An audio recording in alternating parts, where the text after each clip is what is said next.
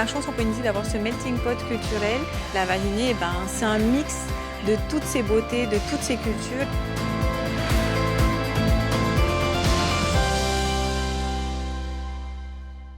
Yorana, je suis Léana Fojradong, directrice de la société Miss Tahiti.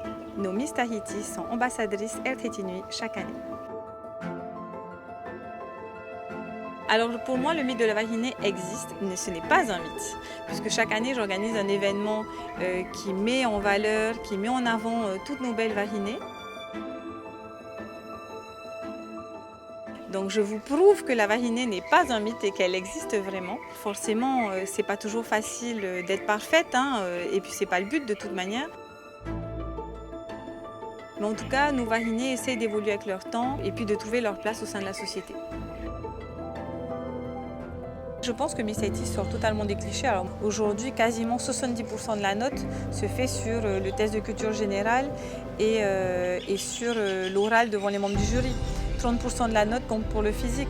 Donc c'est que vraiment on a voulu inverser la tendance et montrer qu'aujourd'hui, une Miss, c'est pas juste une beauté. C'est aussi une personnalité, quelqu'un qui est ancré dans sa culture, qui veut la partager, qui est proche de la population.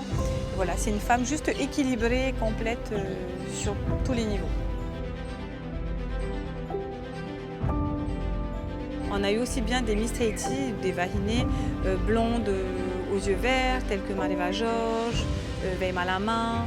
On a eu aussi des Vahinées très brunes, très typées polynésiennes, comme Hinarere Taputu dernièrement, ou encore Vemitite Fitu. On a aussi eu des Vahinées, des Miss Tahiti un peu plus asiatiques, comme Tumateata Busan ou Ravahire Siyu.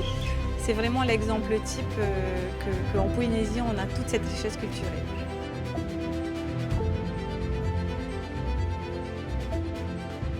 On a eu 5 Miss Tahiti qui sont devenues Miss France, Edna Tebava, Tilda Fuller, Mariva Georges, Mariva Galanter et Veima Lama.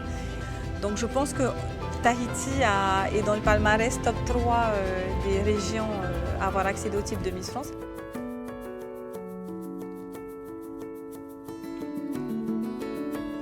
Je suis entourée de 10 bénévoles. Ce sont des femmes aussi qui ont envie de faire avancer le pays. Elles ont été sélectionnées parce qu'elles viennent de différents milieux professionnels.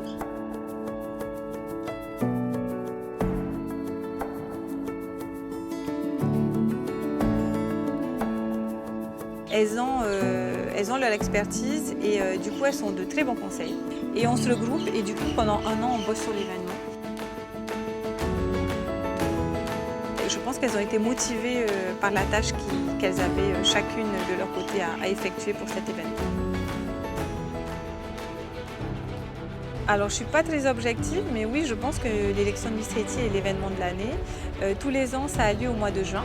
C'est un événement qui suscite l'engouement en Polynésie. Et le Polynésien met Miss Tahiti sur un piédestal, c'est la Miss de la Polynésie, de tous les Polynésiens. Et l'engouement est énorme. C'est une déesse en fait en Polynésie. Miss Tahiti aujourd'hui représente un peu le Graal de la Vahiné en fait. Comme tous les autres concours de beauté, forcément, on s'est quand même collé un peu aux critères nationaux et internationaux.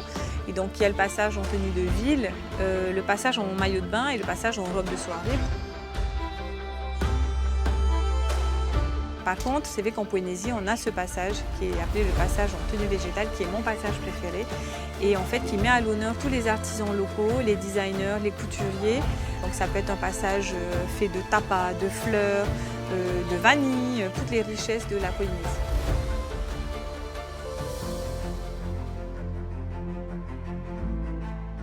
Alors Air Tahiti Nui, c'est un partenaire depuis plus d'une dizaine d'années pour moi, pour nous, pour cet événement. Grâce à Air Tahiti Nui, nos Miss peuvent se déplacer plus facilement. Il ne faut pas oublier qu'en Polynésie, on est un petit grain de sable dans ce monde.